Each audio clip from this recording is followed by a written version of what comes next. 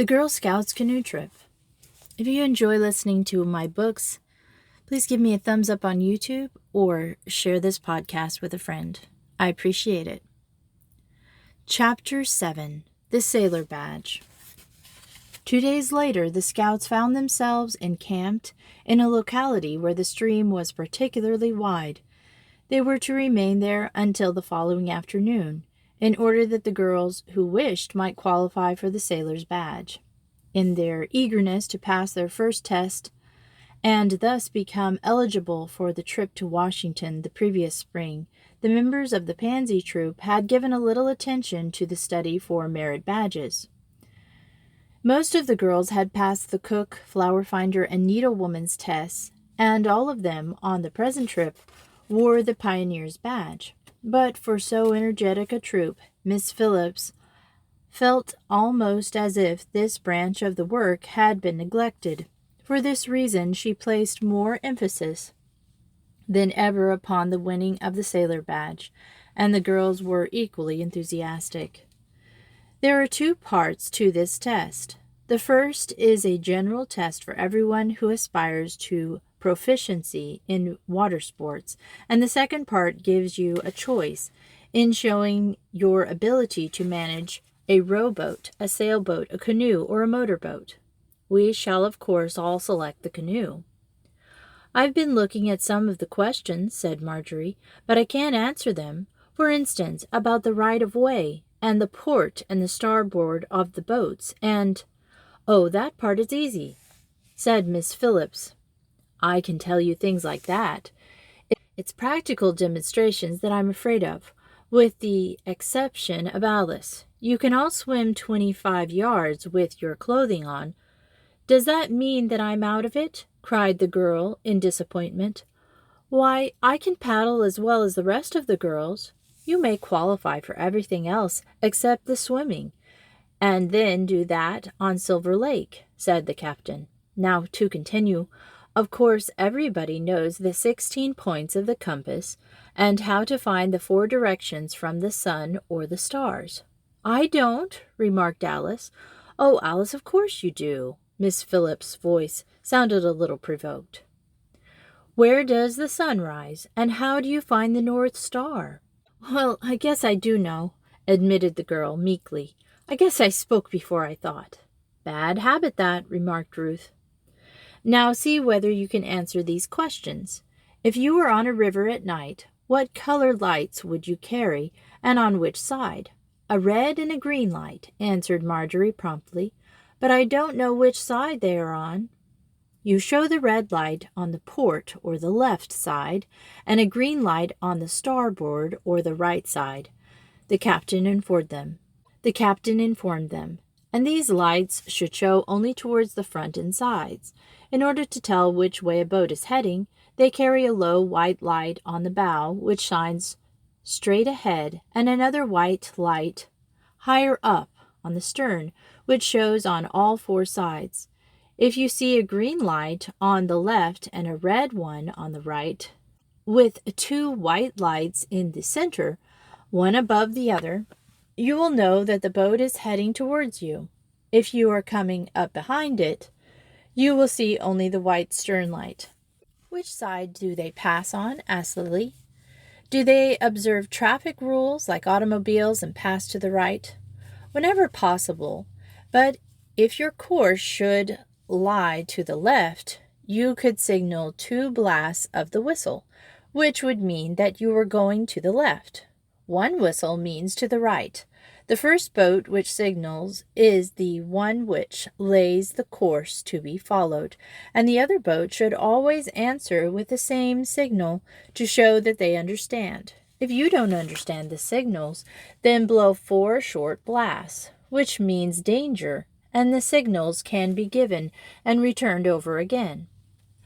Always watch the sky so that you can be prepared in time to reach shore before a storm comes. You can easily tell rain clouds when you see them." "Well, we've had 1 storm. Let's hope that we won't have another," said Doris. "Still, that didn't hurt us much," said Miss Phillips. "Listen," she continued. "Here's a good one for Ruth and Lily. Why is it dangerous to move about or stand in a canoe?" "We weren't standing," protested Lily, "or even moving much. We were only talking." "They must use their arms and hands when they talk," said Ethel. "Maybe they stamped their feet for emphasis." "We didn't either," said Ruth. "We struck a rock, and that was all there was to it," continued. "Well, anyhow, you've all had a practical illustration of the danger of it," said Miss Phillips. Ruth began to be bored with this cross-examination. She had not been able to answer a sufficient number of questions herself to become interested. So she suggested that they postpone the rest of the examination till the following day. But we're just at the interesting part now," said Miss Phillips. "I mean about the canoe. And I thought if we discussed all the questions now, we could take the written part of the test right after supper." "All right," agreed Ruth. Miss Phillips was surprised at the knowledge most of the girls showed in answer to her questions on the subject of canoeing. It was evident that they were thoroughly interested in the topic, and before starting on their trip had either consulted the libraries or had talked with expert canoeists. As soon as supper was over, they were eager to take the written examination, to make use of the light as long as it lasted. They all wrote at great length, working over and revising their papers until it was really too dark to see. Lily Andrew was the first to hand her paper to Miss Phillips, who was in her own tent. Much as she hated to solicit favors or to seem to dictate to her superior officer, she decided that she must do as Ruth had asked, for a promise is a promise, no matter to whom or under what circumstances it is made. "Miss Phillips," she began, "some of the girls would like to have a tennis match or instead of a canoe meet. They think that what?" asked the captain, not knowing what to expect. "That it's sort of having two prizes for the same thing. I mean the merit badge and the cup, too." "A merit badge is not a prize, in any sense of the word," contradicted the captain. "It's simply a symbol of efficiency along a certain line. And the other prize you mentioned, the silver cup, was not suggested by me, but by the friend who is providing for this trip. It would be rude and out of place to seem to be dissatisfied with his generosity." "Yes, I see," said Lily. She was beginning to feel very uncomfortable. "But tennis is so popular." "All right. Perhaps we can arrange a tennis tournament after we go to Silvertown. We'll see, but not for a prize. Now, will you run out to collect the papers for me? The girls will ruin their eyes if they work any longer." The next morning was spent in practicing with their canoes. They tried landing them, pushing them off, upsetting them, righting them again, until at 11 o'clock Miss Phillips blew the whistle as a signal to begin the test. "I'll take Frida first," she said, "so that she can get dinner." Frida, Ruth, Marjorie, Ethel, and Frances all tried the practical part of the test. To all appearances were successful. Miss Phillips refused, however, to tell them the results until that evening. Soon after the noon meal, their things were packed again, and they paddled all afternoon. At 5 o'clock they reached their campsite. "I do hope you aren't going to be too tired for the scouting meeting this afternoon," said Miss Phillips, "for I have a surprise for you, something you will like." 3 hours later, when the tired girls gathered round the camp, their faces were alight with anticipation. They enjoyed going over the brief, familiar ceremony at the opening. It gave them a new thrill to repeat the pledge, the laws and the motto, and to sing the Star-Spangled Banner. Miss Phillips gave a formal report of the money spent, and Frida told what supplies she had on hand. Having dismissed the business, the captain reached into her pocket and drew out a white envelope. 5 Girl Scouts have passed the sailor test and are to receive merit badges. I have the pleasure to present these badges tonight. Will the following girls please come forward? Marjorie Wilkinson, Frida Hammer, Ruth Henry, Ethel Todd, and Frances Wright?"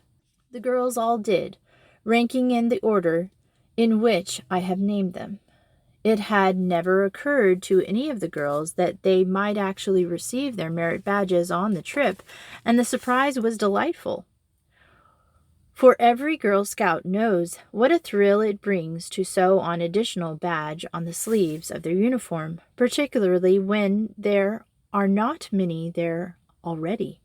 The lucky ones, therefore, jumped up happily and rushed forward, almost forgetting, in their haste, to give the captain the customary salute. After the installation of the new lieutenant, the meeting was dismissed, and the girls went to their tents. Ruth Henry alone was dissatisfied. It was not enough for her to win the badge. She could not bear to have Frida and Marjorie's names lead hers on the list. This, she thought, was probably part of Miss Phillips' design. She resolved to get even. Chapter 8. Adventure on an Island. "Our next camping spot," said Miss Phillips, as the party started out the next morning, "will be an island. Keep watch for it on the right, I think, for I am not quite sure of its location." "A big island?" inquired Ruth. She had studied the map in detail, but she did not remember any large islands, or, indeed, any place where the stream would be wide enough to contain such a formation. "Not very large," replied Miss Phillips, "but plenty big enough for our camp. There is a stream branching out somewhere to the right, which joins this again farther on, and in the middle is an island about 1/4 of a mile long, with lots of shade trees, and a very attractive spot, I believe." "And do the Boy Scouts ever camp there?" asked Marjorie. It seems to her that she could remember her brother Jack telling of such an experience. "Yes, summer before last, and I believe a few other boys besides Scouts went too. So perhaps your brother was among them." "It'll be fun to see if we can find any traces of them," remarked Ethel, "or maybe we'll find treasure." "Oh, all islands are reported to contain buried treasure," laughed Miss Phillips. The girls continued to paddle straight ahead all morning. As the stream was swift and narrow, they did not attempt to eat their luncheon in their canoes, but pulled up to the shore and got out upon a large flat rock which jutted out from the bank. Ruth Henry was the first to finish eating. Jumping to her feet, she hurried down the bank to where her canoe lay and rummaged for her field glasses. "The creek seems to be getting wider down there," she said. "Maybe I can see the island." But although she looked carefully, and several of the others made attempts also, they could not distinguish anything which resembled an island. This was not strange, for it was necessary for them to paddle for 3 hours longer before they finally sighted it. "There it is!" cried Ruth. "Oh, I think this is going to be lots of fun." The small island, not much wider than a city square, appeared most attractive in its shady trees and sandy sloping shores. The girls put more energy into their strokes, and they might reach it more quickly. Marjorie was the first to pull her canoe to shore. "I feel like Christopher Columbus," she cried, darting towards to explore. "We'll make it a game," said Miss Phillips, when all the girls were out of their canoes, "to see who can find the most traces of civilization." The girls discovered a little path leading towards a center in the island, and followed it. After about 2 minutes' walk, they found themselves in a clearing, and Ruth discovered the remains of a fire. "This is the camping spot anyway," said the captain. "So now, suppose we go back to our supplies." In a short time they were again started upon their tour of exploration, but there were no more paths, and the thickest of the undergrowth retarded their progress. A few birds fluttered at their approach, and Marjorie found the remains of a dead snake, but otherwise their expedition was uneventful. Not much excitement here, remarked Ruth, as they returned to their camping spot, somewhat disappointed. No, but it's a lovely place to be, put in Marjorie. Why do you always want excitement, Ruth? Oh, I can't stand anything slow, she replied. Then see that you don't cause any more delays, said Miss Phillips rather sharply. She had not forgiven Ruth for what she still considered a premeditated mistake in losing the way. Ruth said nothing, but closed her lips tightly. She was very angry with Miss Phillips and wished she might do something to annoy her. She decided to think of a plan of action. If you put the tents up quickly, said the captain, there ought to be time for a swim before supper. How about it, Frida? All right, if you don't stay too long. Please be here on the dot of 6, she warned them. Not a minute later. We're going to have corn fritters and maple syrup for supper. Hooray! That's worth working for, cried Marjorie, as she lifted her sheltered half from the ground. A few minutes later, all of the girls except Frida and the captain had disappeared, clad with their bathing suits, and through the streams that hid the water from the encampment. They skipped along as fast as they could, watching out to avoid the sharp rocks, which might hurt their tender feet. One after another they reached the shore and plunged into the water, struck out for the deepest part. I'll race you across the stream, Marge, challenged Ruth, anxious for adventure. Come on, cried Marjorie. No, no, girls, commanded Frances Wright, who, because of her commission as lieutenant, had been placed in charge. There may be some springs of cold water out there further that would give you cramps. Besides, there is so little time now. Wait until tomorrow. Disappointed at this word, the girls swam slowly about, keeping close to the shore. It was getting cooler now, and they did not want to stay in long. Marjorie stayed with Alice, helping her with her strokes for a short time, and then they both decided to go back to camp. I believe I'll go too, said Ethel. Lily and Doris joined the party. I'd like to go back, but I feel responsible, observed Frances. Ruth, will you and Florence promise to do nothing rash if I leave you? Cross my heart, responded Ruth. All right, then I'm going, but don't wait too long. But when the rest of the girls gathered round the fire to enjoy Frida's delicious corn fritters, neither of the girls had appeared. I almost think I ought to go down to the stream, said Miss Phillips, rising. But the sudden appearance of Florence Evans, completely dressed, reassured her. Where's Ruth? She demanded. She's all right. She'll be up soon. She wanted to practice the Australian crawl. I couldn't get her away, but she said she'd be up soon. Miss Phillips looked annoyed. Why must Ruth always do something different from the others? And why should she always be so inconsiderate? The captain glanced slyly at Frida, but the girl did not seem to resent the thoughtlessness of the others in keeping her back. They were almost through with supper when Ruth, dripping wet, emerged from the trees. I humbly apologize, she cried, but I simply made up my mind that I wouldn't stop till I got that stroke, and I succeeded. If Ruth expected applause at her announcement, she was disappointed, for no one passed even a comment. Miss Phillips made no effort to hide her irritation. Hurry, Ruth, she said, if you want any supper. It's selfish to keep Frida waiting. Ruth disappeared into her tent with a pout on her face. Always Frida or Marjorie or somebody else that the captain seemed to be concerned about, anybody but her. Then she smiled at the little secret trick she had played upon them. Miss Phillips was too cocksure of herself. She never had anyone cross her. Well, perhaps in the morning she would find something to her distaste. After the supper things had been cleared away, Marjorie suggested that they get their canoes and go out to the water. Ruth was the first to voice an opposition. I'm too tired, she protested. But you can all go, for I'm not a bit afraid to stay here alone. No, said Miss Phillips. I think we will all stay here tonight. It will be safer, and we can have a little stunt night like the one we had that time at camp. The evening passed quickly and pleasantly. By 9 o'clock the girls were all in bed, and soon afterwards asleep.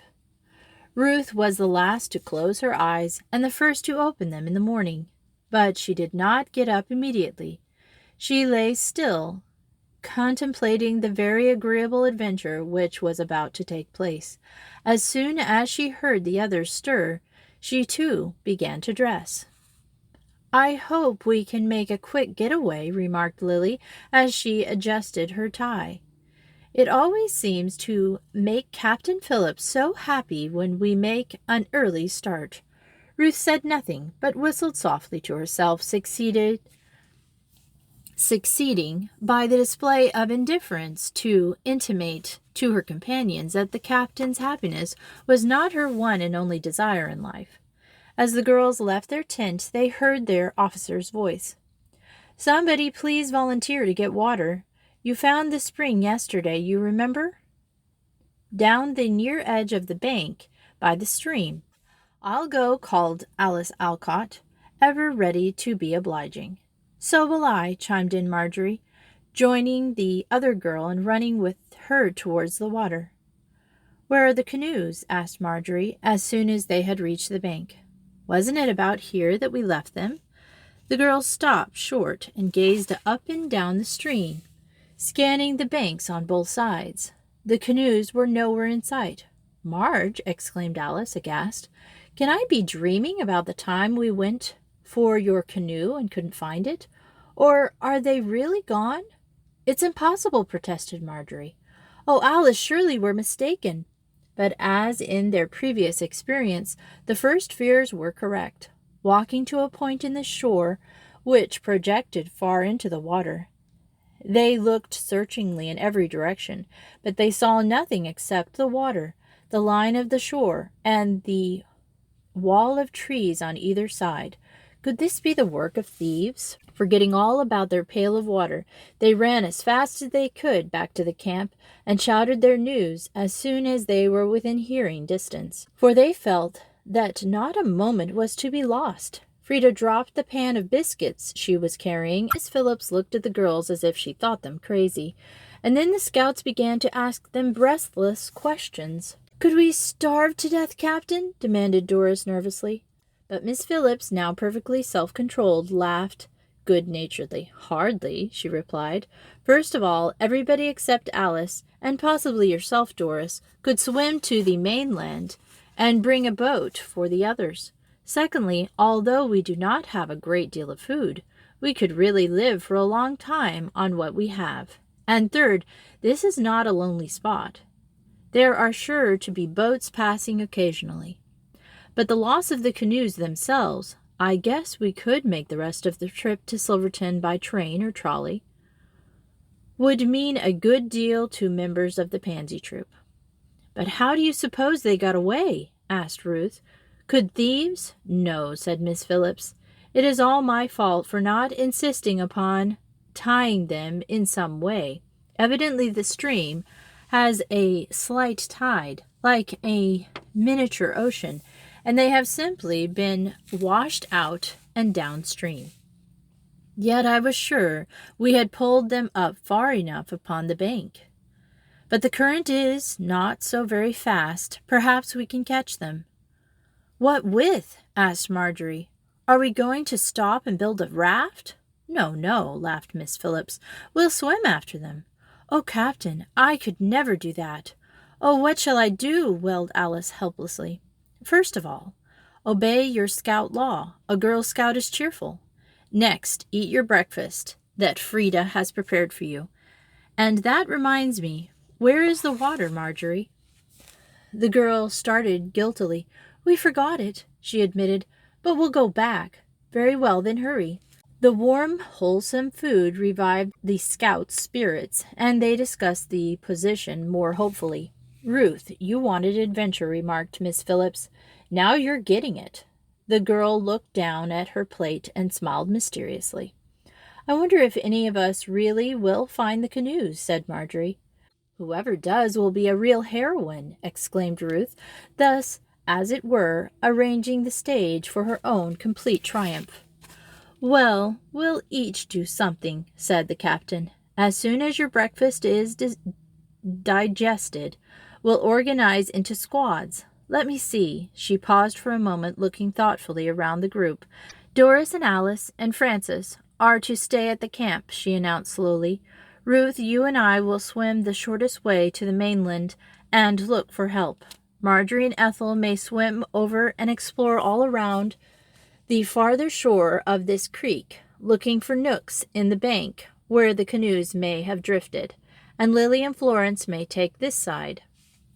Frida, I would like you to start with us, for you are such a strong swimmer. You could investigate the creek a distance if necessary." "But why don't you take Marjorie with you too?" asked Ruth, obviously dissatisfied with the plans. "She's a better swimmer than I am." "I wanted to give you a chance to earn the glory," replied Miss Phillips. "Oh, no. Do let Marjorie. I have placed you, Ruth, and you are all to obey my orders. They are final." Ruth turned away crestfallen. For some reason unknown to the girls, she was not nearly so eager for the adventure as they would have expected her to be. The others all chafed at the hour of idleness their captain insisted upon enforcing. Before starting upon their search, by 9 o'clock, all but the scouts designated to remain at camp were in their bathing suits ready to take the plunge. Marjorie was eager for the undertaking. She stood on the shore, one foot dipped into the water, anxiously awaiting the signal for departure. At the first sound of the whistle, she was in the stream, swimming with a long, even stroke for the opposite shore. Ethel Todd was by her side. "I do hope somebody finds them," she called, as she brought her head out of the water. "But I guess we won't be the ones to do it." "No, it will probably be the girls who went downstream with Miss Phillips."